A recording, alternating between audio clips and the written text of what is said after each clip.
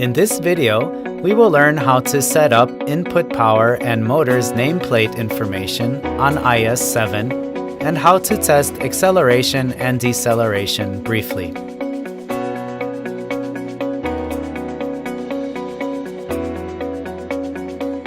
Power environment, control method, and motor parameter settings are required to operate the motor smoothly with the drive. The parameter related to the operation command setting can be changed from DRV6, and now we will set the keypad to operate. If you want to set it as a terminal or communication, not as a keypad, you can select it by referring to the table.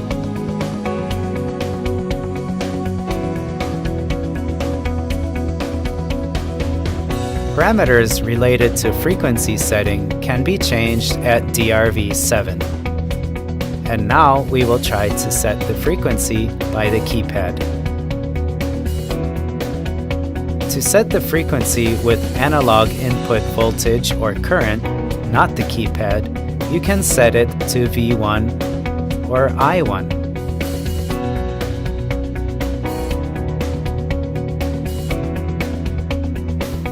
You can set the input power frequency and input power voltage according to your input power environment in BAS 10 and 19.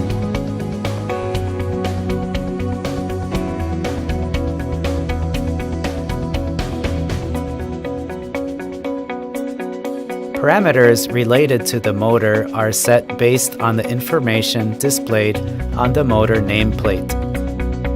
If you look at the motor nameplate, you will find information such as motor capacity, rated voltage, rated current, and motor efficiency.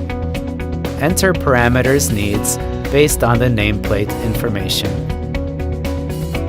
Set the motor capacity at DRV14.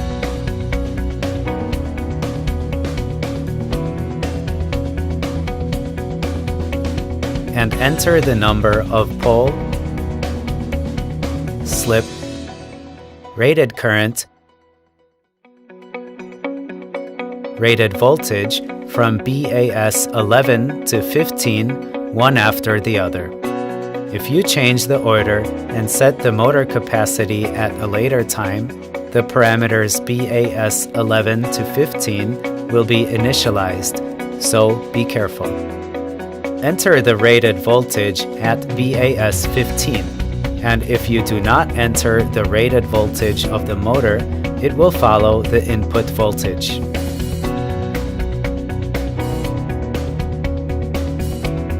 In BAS 12, the rated slip of the motor is the difference between the sync speed and the rated speed. When the field magnet of the induction motor produces a rotating magnetic field, the rotor rotates along the rotating magnetic field. At this point, the rotor is rotated at a lower speed than the rotating magnetic field due to the resistance of the load. The difference in speed is called slip. The nameplate does not show slip, so you must calculate the difference and enter it. The rated slip can be obtained by calculating the synchronous speed minus the rated speed, which means that the slip of the motor is 1800 RPM minus 1710 RPM, that is 90 RPM.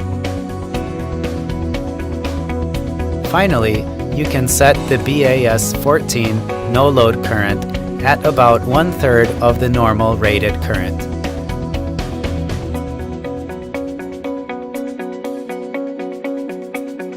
The acceleration and deceleration time setting is defined as the time to reach the maximum frequency set by drive and can be changed at DRV3 and 4. Next, let's set the motor speed and the acceleration and deceleration time. You can set the target frequency at DRV1, and now we will set it to 60 Hz. Let's set the acceleration time to 10 seconds at DRV3 and the deceleration time to 10 seconds at DRV4. Then, the time for the motor to reach the maximum frequency of 60 Hz will be 10 seconds. Inverter trip may occur if the acceleration and deceleration time are set too short.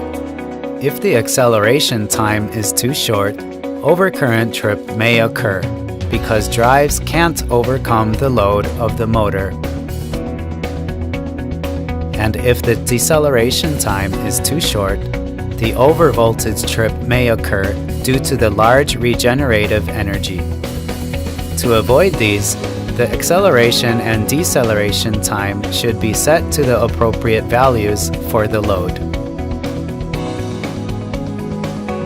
So far, the basic parameter settings are complete, and we're going to run the motor.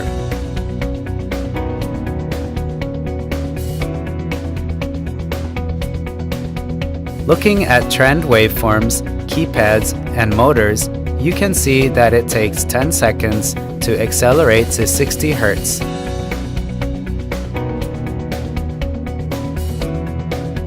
And 10 seconds to decelerate from 60 Hz to 0 Hz.